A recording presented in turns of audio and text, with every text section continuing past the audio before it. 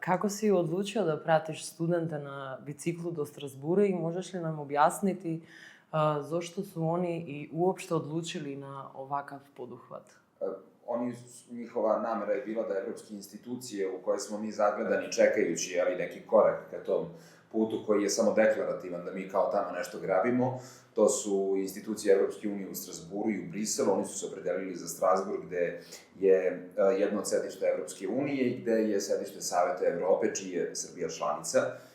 Njihova namera je bila da odnesu pisma, poslali su 4 pisma, 3 za evropske institucije i jedno za domaćina, odnosno predsednika Emanuela Makrona, ali cilj pre toga je bio da kroz sve zemlje i mesta i gradove kroz koje budu prolazili pronesu glas o tome šta se dešava u Srbiji. Evropa je u nekim svojim mukama. To smo čuli i od zamenika generalnog sekretara Saveta Evrope Bjorna Bergija, da je svuda demokratija ugrožena, da se novinari hapse i privode i tako dalje. Međutim, oni su njemu dobro skrenuli pažnju zašto su tu, ukazali na i u tim papirima poređali šta se sve od 1. novembra, kada je pala nadstrešnica u Novom Sadu i ubila prvo 14, pa 15, onda i 16 ljudi, šta je sve usledilo, pre svega što se tiče institucija, njihovog rada, odnosno nerada i nefunkcionisanja, i obratili su se sa pojedinačnim iskustvima o tome da se, prosvetni radnici sankcionišu nekim mizernim iznosima plata, da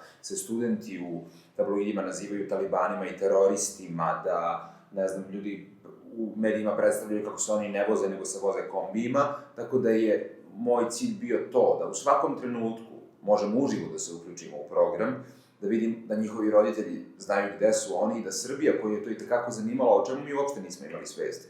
Mi već 7. 8. dana nismo znali da to iko prati, da to iko gleda, jer si u posebnim uslovima, voziš bicikl od 12 do 14 sati dnevno i ja kada sam se uključivao u program, ja sam imao utisak da se javljam mojima u dnevnoj sobi. Nisam uopšte znao da to sad gleda neki ljudi, iako radim na televiziji skoro 10 godina. Dakle, ti posebni uslovi, ta izolacija te navedu da drugačije pojmaš stvari oko sebe. Tako, kako je onda izgledala tvoja uloga na tom putu? Da li više kao novinar, hroničar ili neko koje postaje čovek koji je te priče? Pa, isključivo novinarska, ja sam na tome insistirao do kraja. Ja sam govorio, oni stižu u taj grad, nisam govorio mi stižemo, zato što bi bilo neprimereno da ja sebi sad dajem neke zasluge. Oni su otišli do Strasbura da izveste evropske institucije o tome šta se dešava u Srbiji, a ja sam otišao to da beležim.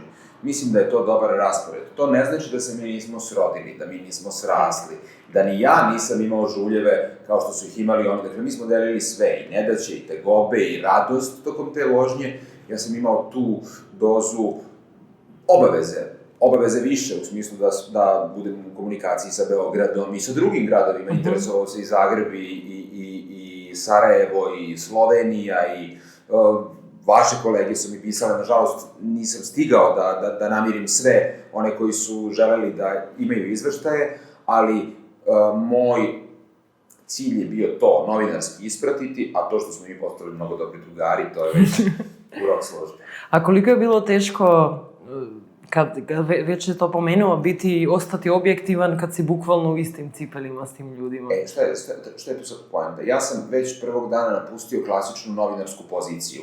Dakle, ja sam shvatio da ja ne mogu da izveštavam na biciklu i da govorim prošli smo 30 km, sve ide po planu. Ne, ja sam se, recimo, neki pojedini gledalci, jer sam inače u Dnevniku, gde se ne smejem i gde ne... Pa, baš zato i pitam. Ja sam shvatio, nema ovde uštogljenosti, ovde nema formata i stroge neke sad novinarske ukočenosti, i tu sam bio najbliže nečemu što je moj inače karakter.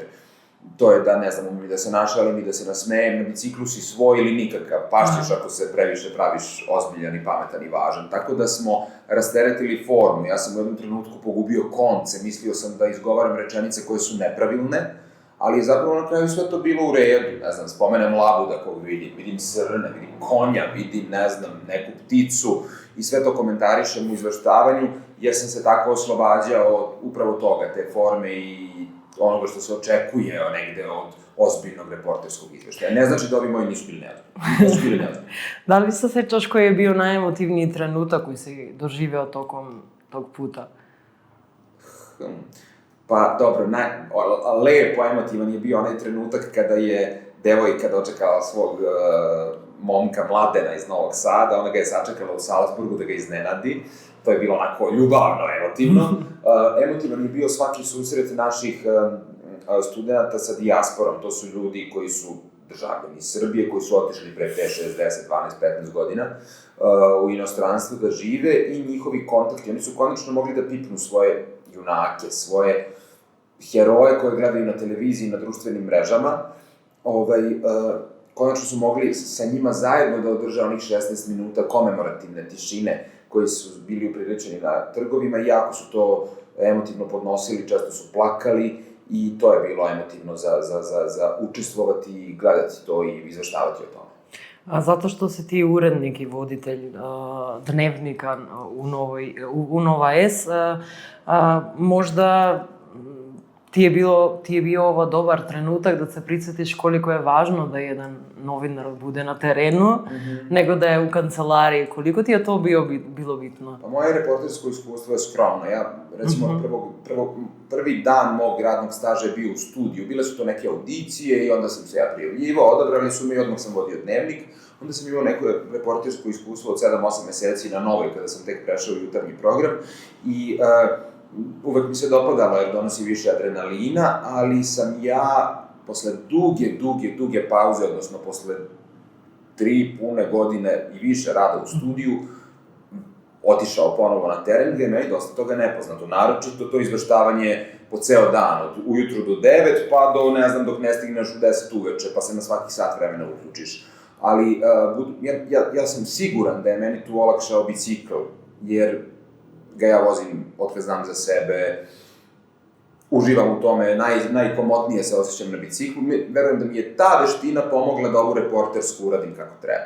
Kako je sve to izgledalo? Zato što si umoran, voziš ceo dan, padala je, pretpostavljam, i kiša, toplo je, hladno je, prođu sva 4 godišnja vremena. Kako je to izgledalo? Zato što sam i ja radila na TV kao reporter, pa dešava se stalno nešto, nema interneta, ne znaš gde će stati, kako je izgledalo sve to, pa i si na biciklu.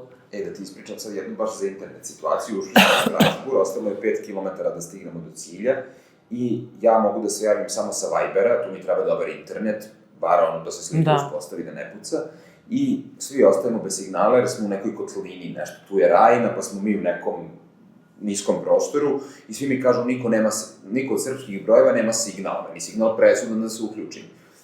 I ja onako gledam ljude sa strane i neki momak koji se pridružio, takođe Srbin, ali iz Amsterdama, on kaže, ja imam holandsku karticu, imam 5G signal, kao sve je full, može... Ja ga pogledam, daj mi taj telefon. Sad što da mi daš, kao pretnje je zvučalo, on je naravno bio raspoložen da mi da, dopunili smo na eksternu bateriju jer je baterija bila na 36%.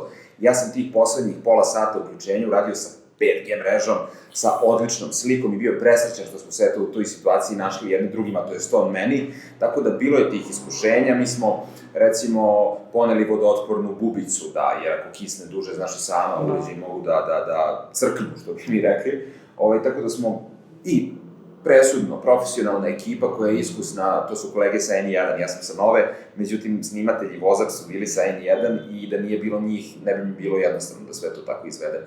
Kada smo radili ono uključenje da je kamera u gepeku, a ja na biciklu, to je bilo uživanje. To je bilo kao krstarenje neko, ja vozim, priđem do gepeka, uzmem mikrofon, vratim se, uživam dok je tako. Ovo sa Viberom, kada ja držim i telefon i volan, to jest korman, čime upravljaš biciklom, to mi je bilo teško.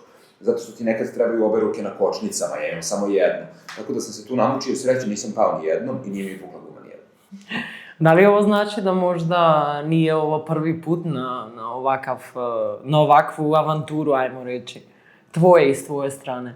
Pa ja bih, kako ti objasnim, ja mislim da reporteri treba da rade reporterski posao, da prezenteri treba da rade prezenterski, urednici urednički.